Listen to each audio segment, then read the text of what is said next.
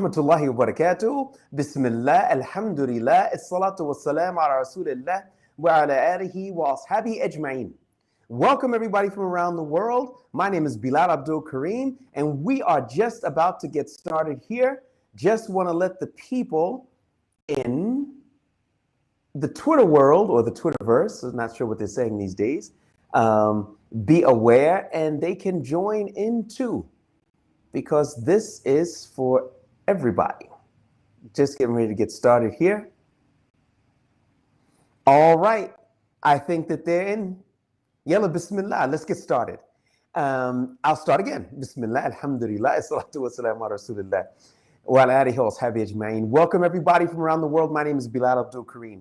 We are broadcasting live on X, not Twitter, X and YouTube. And we want to welcome everybody to our broadcast. Of course, I am your host, Bilal Abdul Kareem, and we're going to be talking about some stuff here today. Brothers and sisters, we're also going to be taking your questions, your comments, and or concerns. And we want everybody to have a chance to participate. But we're going to have to get started firstly and foremostly if we're going to address this topic by bringing everybody up to speed, which I'm pretty sure you guys know by now, that last week there was an attack on the capital of Qatar, known as Doha. It was carried out by Israeli warplanes, understood to have been F-35s, F-35I probably to be exact, and were carried out at the order of Prime Minister Benjamin Netanyahu. It's not a secret. It's not a conspiracy theory. It's not something that people are wondering happened. No, it was an attack that they have readily admitted, and the rest is history. Now there's a conference going on tomorrow, Monday, and it's going to be discussing the response that the Arabs and the Islamic countries, because Arab leaders from the region are invited, as well as the Organization for Islamic Cooperation, the OIC, and they're going to sit down and they're going to talk about what should be the response to Israel in light of their aggression. That's important. Why is it important? Because they're meeting? Not necessarily, but because the people who are going to be in the room, we're going to be talking about their countries and what they did or did not know, could or could not have known. But let's get started by, first let's talk about how this took place, from what direction, the most likely direction, and then we're going to talk about it a little bit more. Take a look, brothers and sisters. Assalamu alaikum wa rahmatullahi wa barakatuh. My name is Bilal Abdul Kareem for OGN. Today we're going to discuss the attacks which took place in... Okay, I'm going to, hold on one second. I'm going to suspend that, and I'm just going to do the explanation here, because the people on X aren't going to have a chance to benefit from that. So we'll have to work on that for the future. All right, let me explain what we've got here. All right. So the people on YouTube are looking at a map. Now, there are several ways that Israel, as you can locate Israel, it's right in the area of Egypt and Jordan, Iraq, and Lebanon. You can see Israel and Palestine there. Now, stay with me, brothers and sisters, even if you can't see the map. We've got a 1,700 plus kilometer trip between Israel and Qatar, which is in the Persian Gulf, just south of Iran. I think you can all visually keep that in mind. But those who can see, it's there. We've got Qatar right next to Bahrain, and sandwiched in between Bahrain and the United Arab Emirates. Okay, excuse me. Now, you've got Israel there. If they're going to travel from Israel to Qatar, it's 1,700 plus kilometers. Plus meaning depending upon where you're taking off from Israel or what have you. Now, if this is the flight pattern and you travel direct from Israel to Qatar, now, first of all, why are we saying that this is the most likely route that they took? Because traveling through Jordanian and Saudi Arabian airspace is something that they've been allowed to do since 2020. Okay? Now, this is important because those travel routes are already established and already agreed upon. So it's not like they have to do something special. Now, what they do have to do is just to let the country know that their planes are going to be traveling over their airspace at such and such a time, and their entry point will be such and such a place, their exit point will be such and such a place. This is standard operating procedure when it comes to aviation, because that cuts down on people not knowing who's in their airspace, planes getting shot down, planes crashing into other planes, and other unfortunate incidents. So you've got to keep this in mind. First of all, they have to let the host country know that they will be traveling over their airspace. First thing. Second thing, the established route between Israel and going through Jordanian and Saudi Arabian airspace has already been established. So there's nothing new there, folks. The third thing is when you are requesting to go into the airspace of another country, you have to do so, depending on the country, somewhere between 24 to 72 hours ahead of time. So it's not something where somebody could just say all of a sudden, all right, let's go get them. And then they just hop in a plane and just take off. This is not the case. Fourth thing that has to be borne in mind, the type of aircraft that is going through the airspace of the country has to be known. It's not some type of generic type of document, and it says, okay, what kind of plane will be passing through our airspace? A blue one or a red one? No, it's not like that. So they would have to inform those countries that an F-35 is coming through. You're not going to tell me that that doesn't raise, warning signs that an F-35 is coming through. Okay, I digress. Okay, so we're back to the map. Israel is there, and Israel is 1,700 kilometers. Now, this is very, very important. Why is it important? It's important because an F-35 has a cruise speed of around 930 kilometers per hour. Now, it can go much faster than that, but those are only for bursts of speed. So it goes about 930 kilometers per hour. That would mean that including an aerial refuel, because it's 1,700 kilometers, and the maximum that with their internal fuel they can go is 2,200 kilometers. But they don't wait until it's on E and then try to figure out, well, where can I get some gas from? No, so they have these aerial tankers which can refuel the plane while in flight.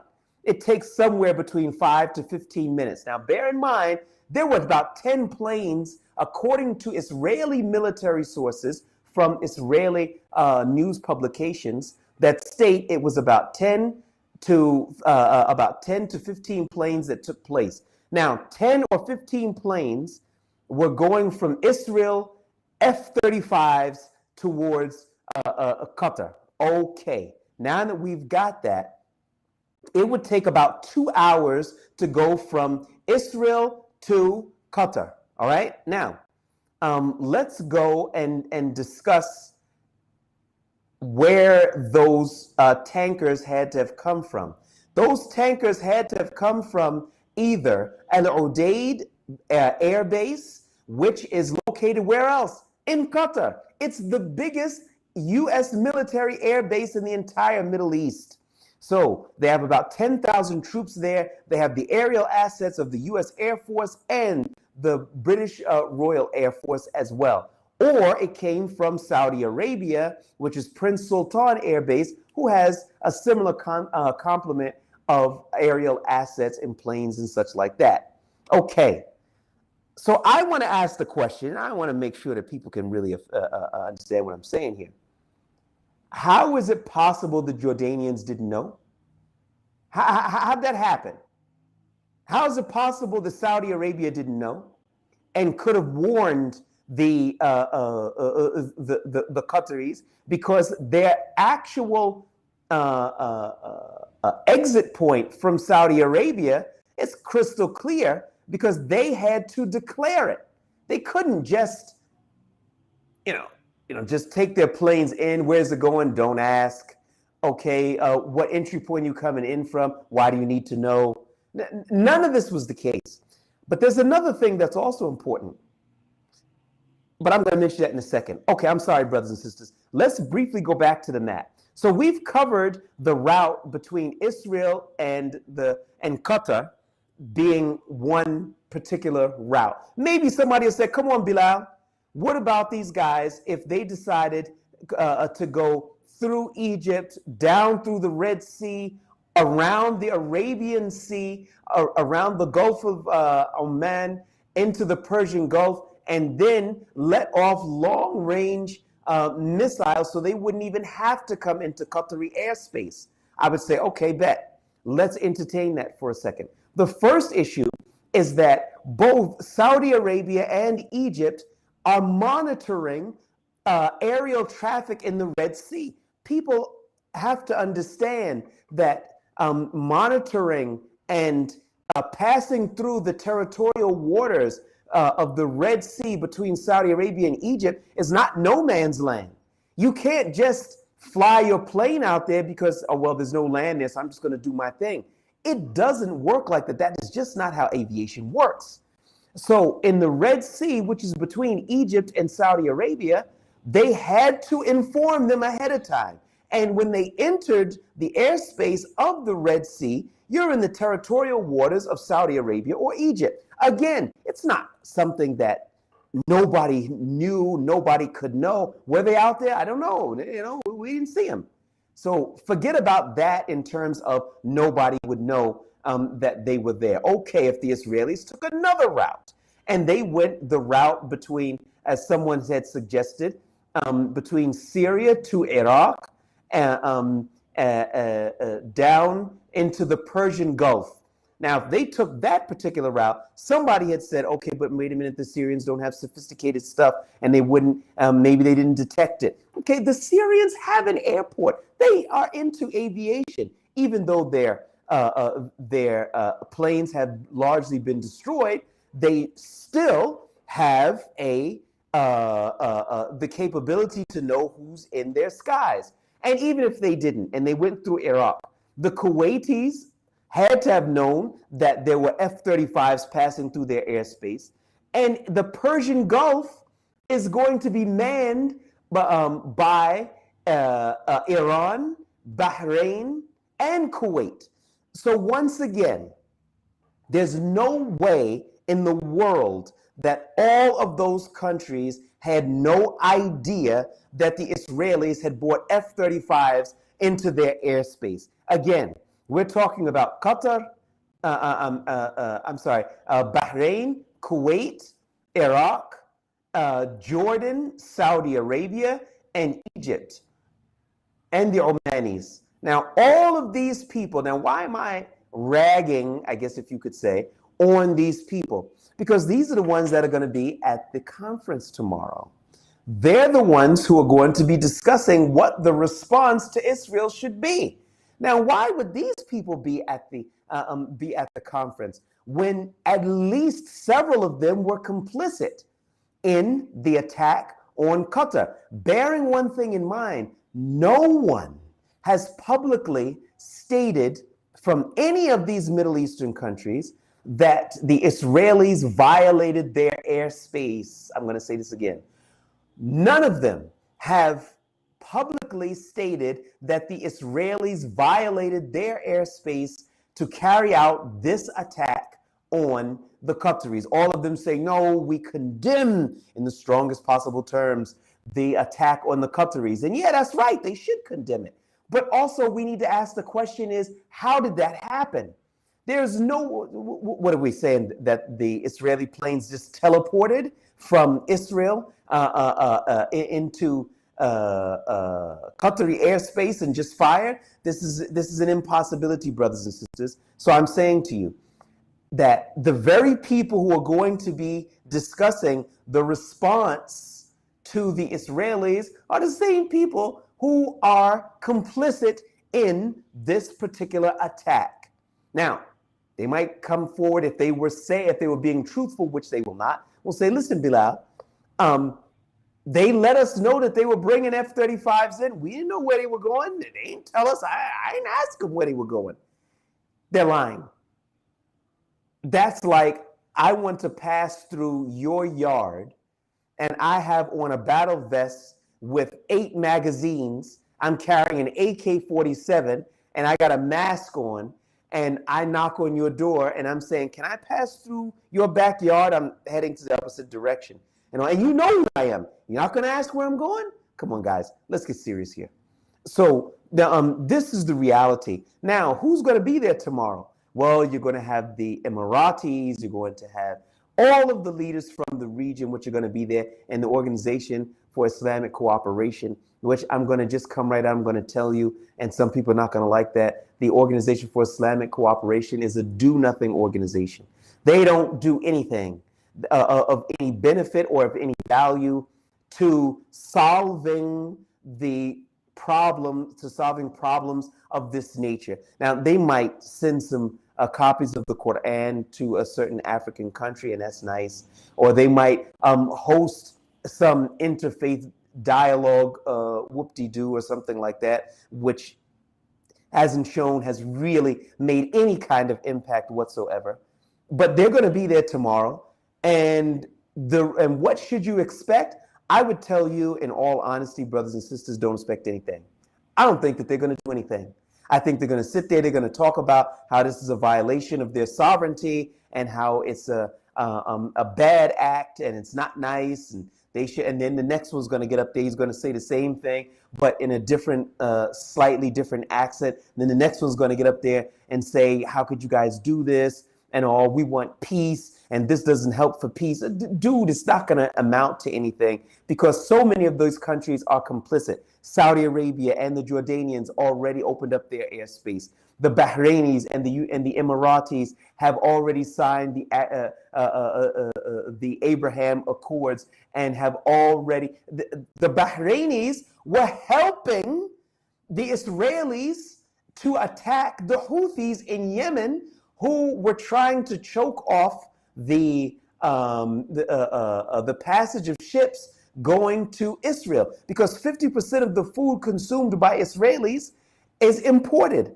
So it had to have gone through let me just pull up this map right here. It had to have gone through the territorial waters of Yemen, as you can see here on the map. Southern Yemen is about a 21 kilometer strait that's there, called Bab el-Mandeb, wherein ships that are going north through Sinai onto the country known as Israel would have to pass through those areas, and the Houthis are trying their best to create a blockade of those areas. But who was coming to the rescue of the Israelis? Bahrain. Oh, can you figure that? But it wasn't only the Bahrainis, it was also the Emiratis who opened up their ports, along with the Bahrainis and the Saudis and the Jordanians, because they created a land route so that those Houthis who tried to make it hard for the Israelis wouldn't be inconvenienced, and they opened up a land route using an Israeli company called Trucknet in order to be able to bring in the goods from the Persian Gulf, unloading in the Emirati ports and the Bahraini ports, and then they would travel by truck through Saudi Arabia onto Jordan and into the country known as Israel. Oh, and by the way, if you thought that the Egyptians were going to represent, well, I'll just tell you to think again. Why? Because as as individuals around the world are boycotting Israeli companies and forcing them to change so much of their business models. We're talking about Pepsi and Coca-Cola and Nestle and Pizza Hut and all these other companies which are benefiting the Israeli war machine. Who shows up to make a $35 billion deal just about 1 month ago? Who does that? The Egyptians. Oh, you can't make this stuff up, brothers and sisters. So when people come and say, Bilal, why are you doing this? This is not right. This is the reality. Let's go and see what you guys are talking about. Here we've got some stuff here on Twitter also. We've got Mustafa Ahmed in the house, and he says, let's be real. The only thing Qatar will do is call their lawyers. Call their lawyers. No, that's not the only thing that they can do. They can pull their wallets out and throw them at the Israelis. So yeah, I had to call you out on that one, man. Sorry, Mustafa Ahmed. You didn't hit the nail on the head. I'm just kidding here. But you're right. What else can they do? Let's talk about what else can they do. Check me out, brothers and sisters. I'm not making this stuff up, okay? Now, I'm going to give you the brief overview, and if you want more details, I will give it to you in a written form and display it and explain it on our next broadcast. But it's up to you. All right. The first thing is that Gulf countries have bought billions of dollars of U.S.-made F-16s, F-18s, and F-15s. These are war planes. These are the planes of choice for the Gulf countries. Okay, got that? Cool.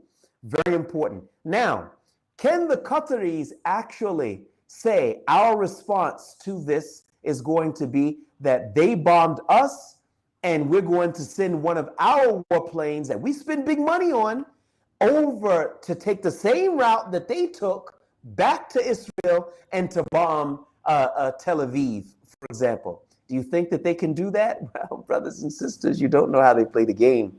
I will explain. They cannot do that. Why? Because America has what is called end user agreements. That means that just because you spend billions of dollars buying these planes, don't think that you can use it to your discretion. You can do whatever you want. You can just do your thing. No, this is not the case. I want to make sure that this is very clear. This is not the case. Number one, they cannot attack a U.S. ally with those F-16, F-15 planes, even though they bought them. It's not a thing where it's like, I own it, I can do whatever I want to with it. They can't do that. And if they did do that, they would risk a serious backlash from the Americans. They would stop selling parts because these planes can't operate without parts. They can also shut down portions of the computer. That doesn't necessarily mean that they can shut down the computer in mid-flight, but you also have to understand that in places like Pakistan, they have their own technicians which are there in the airport servicing the planes and making sure that those planes don't go anywhere that Washington did not already agree to. This is what's called end user agreements. So even if the Qataris wanted to attack, they can't. They can't use their best stuff. I don't know, maybe they got some Chinese stuff laying around, or or some old Megs or something like that. But the reality is that anything that would possibly even reach a Tel Aviv is U.S. made, U.S. purchased. They can't even use it. How is that for stupidity, brothers and sisters? That's the real deal. Mustafa Ahmed comes back and says, I swear Arabs are their own worst enemies. Yes, they are. Oh, one thing I wanted to make mention of is that Wait a minute. We've got Mudir here who says, we're really counting on the Islamic Conference's response tomorrow. Solar reactions just end up playing into the hands of Israeli brutality. Brother, I don't want to burst the bubble, but I'm telling you, brother, there ain't going to be no response that's going to make any difference, and Allah subhanahu wa ta'ala knows best. Take a look at the name of it. It's called the Arab-Islamic Summit. Okay, all of a sudden, wait a minute, all these guys have been working with the Americans who've been slaughtering the Palestinians. When Donald Trump went to Doha earlier this year, we're talking about, brother, they gave him a $400 million plane as a gift, and plus investments totaling to $1.2 trillion. This is at the height of the genocide happening in Gaza and the takeover in the West Bank. Who's paying for it? Donald Trump. And he went and he scored big time, $1.2 trillion. Okay. So with this in mind, what kind of response do you think they could really mount? But going back to the Islamic element of it, where's the Islamic element when you're working with the genociders? As for the Emiratis, you've got all of these Emirati influencers now who've opened up new accounts, have big Emirati money behind them, trying to whitewash the crimes of Israel, pro-Israel. I'm telling you, up until today, I'm watching certain accounts. They have their ghutras on and their attire, their Emirati Persian Gulf attire, and they're talking about the Muslim Brotherhood is doing this and the Muslim Brotherhood is doing that. These guys are drunk with their love of Israel. So now you want to call it an Arab-Islamic summit? Where are the Islamiyun? Where are the Shiyukh who are really for the brothers and sisters? Yeah, brothers and sisters, they wouldn't even be invited to the conference. Next, let's see what we've got here on YouTube. All right, we've got a question here. It says, good day, Brother Kareem. Do you think the Ummah is uniting? Egypt proposed to create an Arab military coalition, and Saudi Arabia is proposing to create a Muslim bloc with Iran and other Muslim nations. Brother, I'm so sorry to tell you. The answer to that question is no. Nah, ain't happening. Forget it. Don't be disappointed.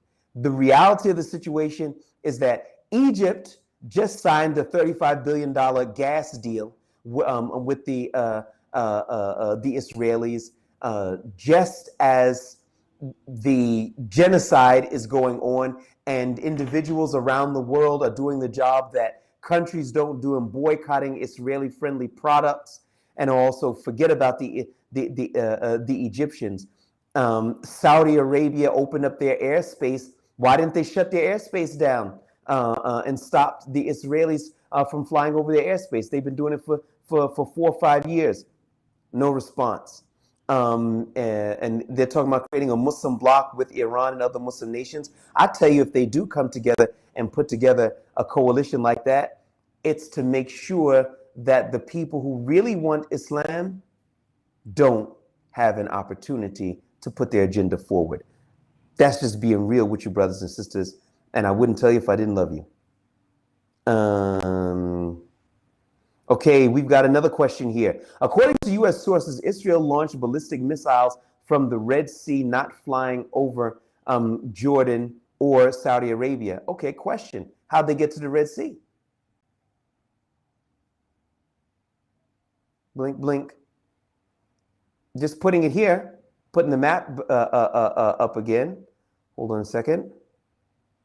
Okay, the first thing, in order to go from Israel to the Red Sea, you're going to have to go through, you're going to have to enter at some point into Saudi Arabian airspace, okay, or Egyptian airspace.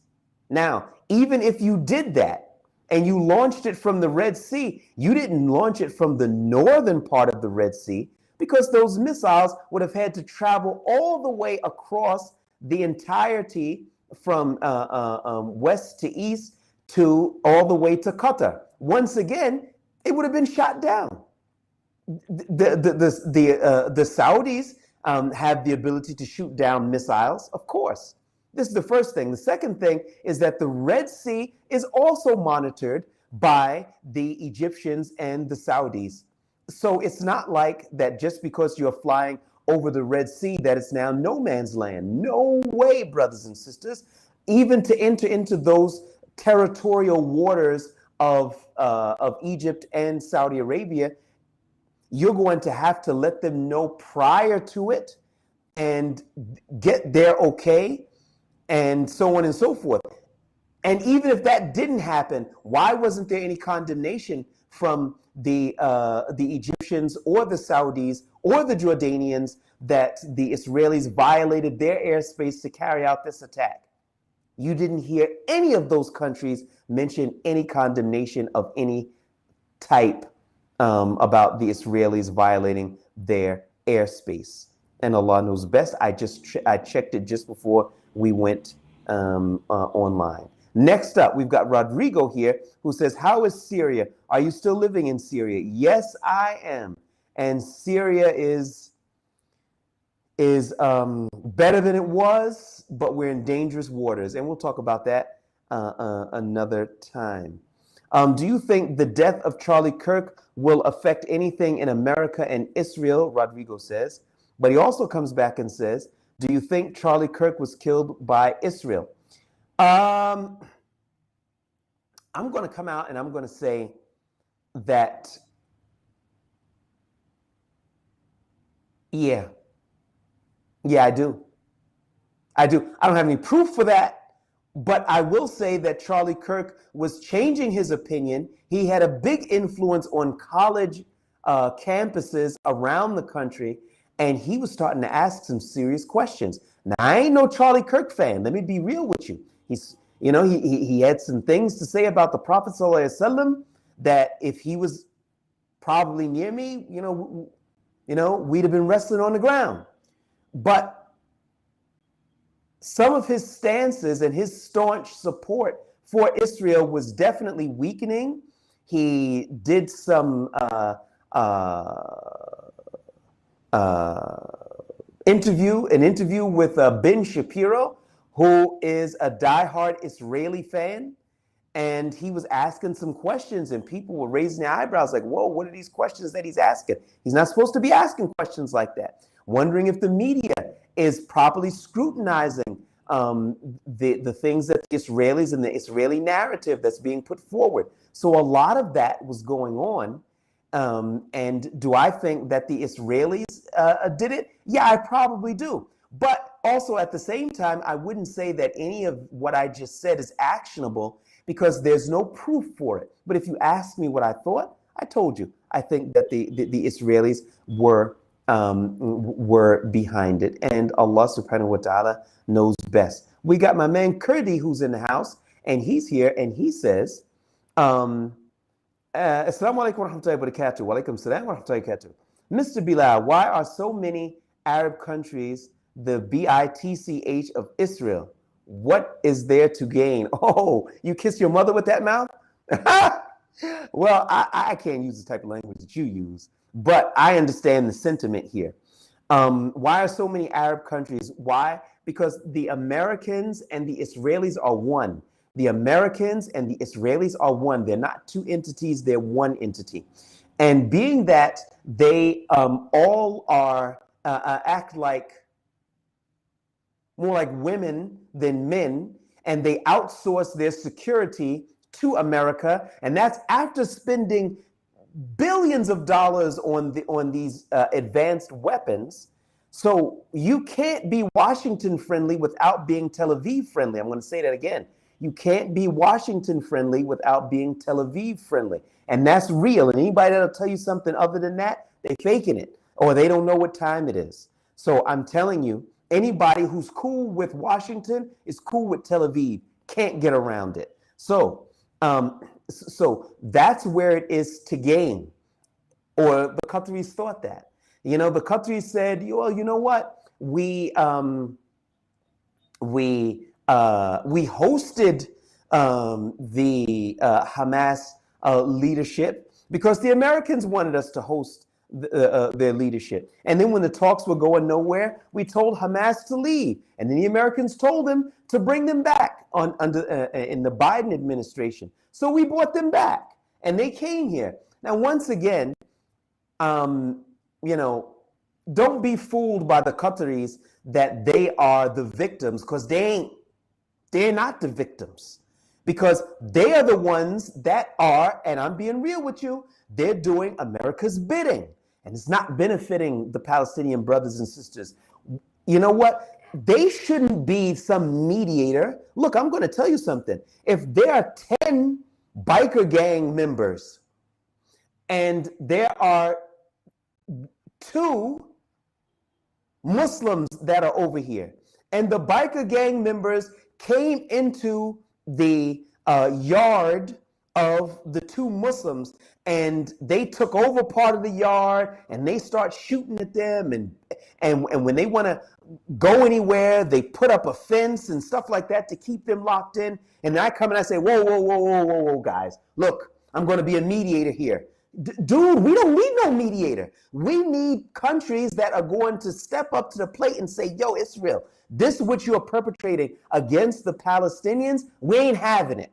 Because number 1, these are Muslim brothers and sisters. Number 2, and this is a distant number 2, it's against international law. Number 3, it's against all kinds of international norms. We are going to oppose you. But you don't get that. It's like, oh, we're trying to be mediators. They're not trying to come to an agreement, as everybody here understands, and even the Qataris understand that. But they're doing the bidding of Washington, and if you sleep with dogs, you wake up with fleas. Next, Rodrigo comes and says Saudi didn't know. What are you basing it on, Rodrigo?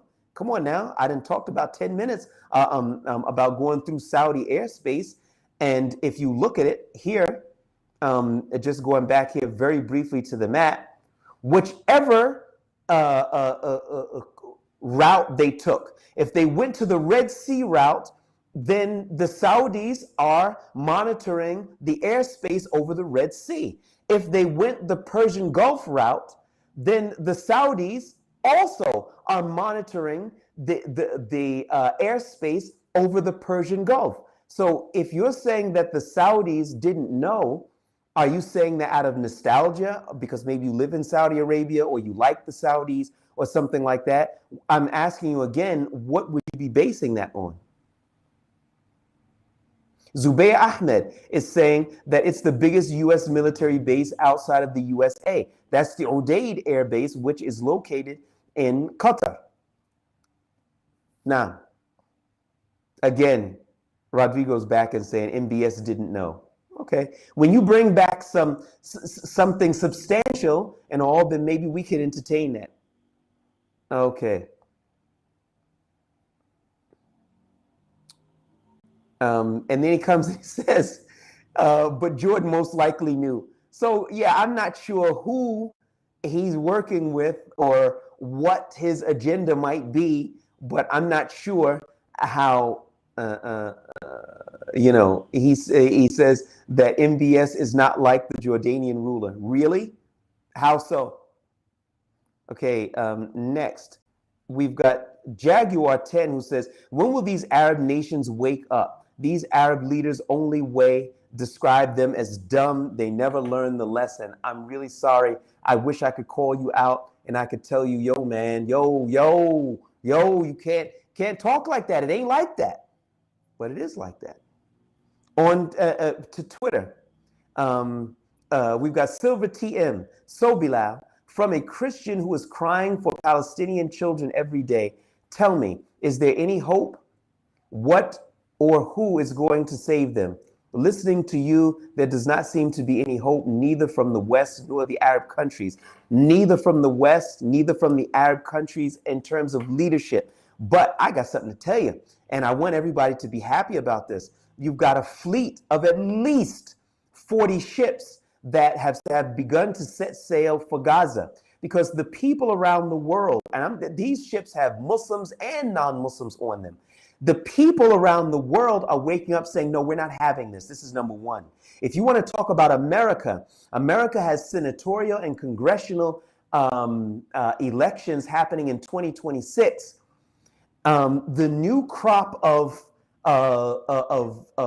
would-be leaders are openly looking and seeing that supporting Israel is toxic, and they're not going to get elected in that way.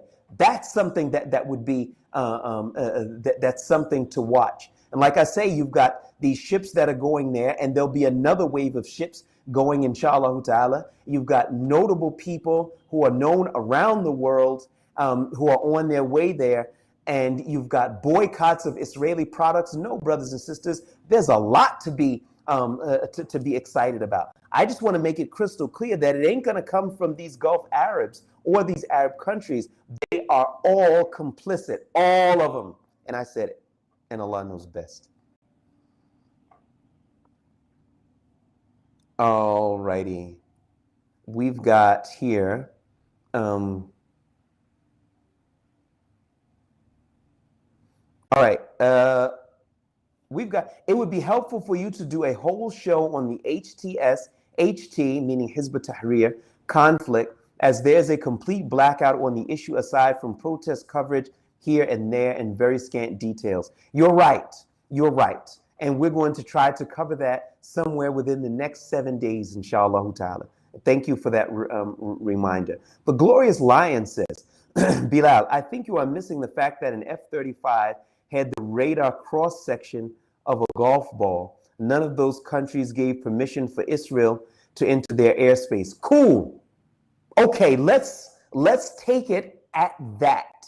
Let's say that none of those countries gave permission for Israel to come into their airspace. All right, bet. Let's go back to the map here. Let's just say the Egyptians didn't give permission, the Saudis didn't give permission, the Jordanians didn't give permission, the Iraqis didn't give permission, the Kuwaitis didn't give permission, the Bahrainis didn't give permission. Then how did the Israeli planes get there? Not only did they get there, but they launched the strike at 3:46 p.m. local time. By 3:50 p.m., it was on all of the news media channels. The planes didn't even have a chance to make their way back to Israeli airspace. So I would ask you a question. Even if they didn't know that they were coming, what about going back? What route do you think they took? They went through Iran? I don't think so. They went through Pakistan and Afghanistan? I don't think so. They went all the way around Africa to go back? I don't think so. So I'm saying, if you're saying that none of those countries gave permission, how did they go through their airspace and make their way back from their airspace? Because once everybody was alerted to it, they said, yo, shut down our airspace. We can't have this. But nobody did that. None of those countries even complained. It's not geographically possible that they made their way to Qatar and didn't go through those countries. It's not possible, brother. I'm sorry, man, but it's not real. Okay, the Glorious Lion is back and says, Syria has zero air defense. I can't believe you are blaming Syria all the time. Syria's friends with the Palestinian resistance and Qatar. Stop blaming Ashara. Okay, very good. The first thing, Syria has zero air defenses. Okay, you don't have to have air defenses, but you can blow the whistle. We've got F-35s traveling through our airspace, and we're letting everybody in the region know. You can't do that? I'm asking a question here. I mean, you might not be able to shoot it down, and I'll give you that. Now, first of all, I wasn't blaming Syria. That's something that you said. But since we're bringing Syria into it, that's something that Syria could do if they went over Syrian airspace, is they could alert. They're going north, northeast, south, southeast, south, southwest, or whatever the case is, and they pass through F-35 planes. There's 10 of them. Did they do that? Syria is friends with the Palestinian resistance. Well, one of the first things Ahmed Shara did was to shut down Palestinian cells working here in Syria. Okay, I get it. That's up to him. He's the leader. I got that. But what has he done that would show that he is a friend to the Palestinian resistance?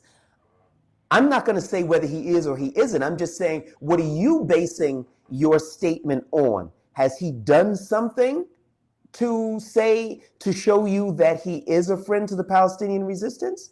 Allah knows best. And he's a friend of Qatar. I could believe he's a friend of Qatar. I could believe that. What does that mean? I don't know. And Allah knows best. All right, let's take one last one. Okay. Oh, okay. Glorious Lion is back again. The F-35 is the most stealth aircraft in service by any Air Force. Cool. Cool. Let's go forward with that.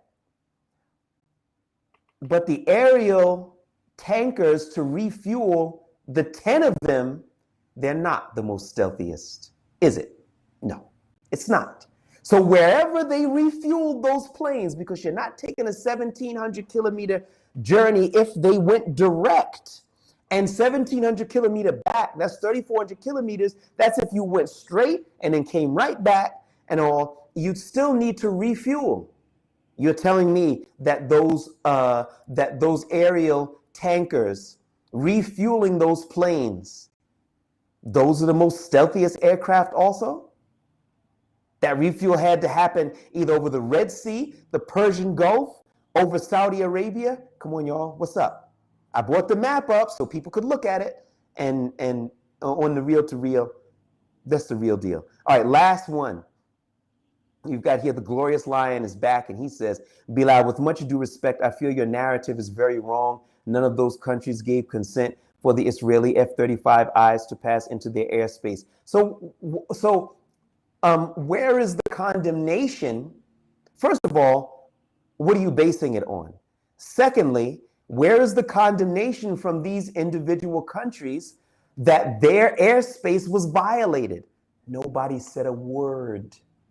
There's no way that those Israeli aircrafts could have made their way from Israel to Qatar and back without violating some of their airspace, but not a single one of them had a thing to say. Yo. Can't leave without saying salam to Pamela Chubb, who's saying salam, walaikum salam wa barakatuh, from Ireland. Okay, brothers and sisters, we got to roll. I'm sorry, this is as far as we can take it today. Please visit our crowdfunding page, medina.com/voices of truth. That's medina.com/voices of truth. That's MADINAH.com/voices of truth. I am your host, Bilal Abdul Kareem. Jazakum Allahu khaira. Wassalamu alaikum wa rahmatullahi wa barakatuh. And I will see you guys next time, inshallah.